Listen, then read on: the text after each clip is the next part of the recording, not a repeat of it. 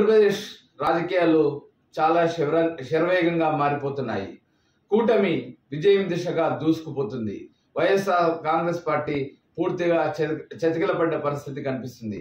2019 ఎన్నికల ఫలితాలు మరోసారి రిపీట్ అవుతాయని అందరూ భావించినప్పటికీ వైఎస్ఆర్ కాంగ్రెస్ సంబంధించిన నాయకులు దానికి పూర్తిగా విరుద్ధమైన ఫలితాలు ఆంధ్రప్రదేశ్ రాజకీయాల్లో కనిపిస్తున్నాయి. ఇక్కడ తెలుగుదేశం కూటమి 150 సీట్లు దాటిన పరిస్థితి కనిపిస్తుంటే ప్రస్తుత ట్రెండ్స్ ప్రకారం వైఎస్ఆర్ కాంగ్రెస్ పార్టీ కేవలం 22-23 సీట్లకు పరిమితమైంది. దీన్ని బట్టి చూస్తే ఆంధ్రప్రదేశ్లో కూటమి అధికారం చేపట్టడం ఖాయంగా కనిపిస్తుంది.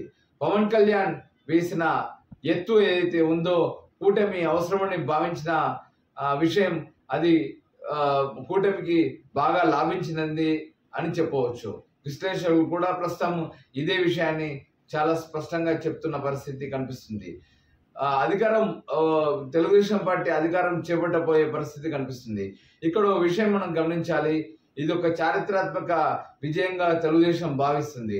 ఇప్పటికే తెలుగుదేశం సంబరాలు ప్రారంభించింది. ఒక తెలుగు రాష్ట్రాల్లో 4వసారి ముఖ్యమంత్రి కావడం చంద్రబాబు ఆ చరిత్ర చంద్రబాబు నాయుడుకి దక్కబోతుంది.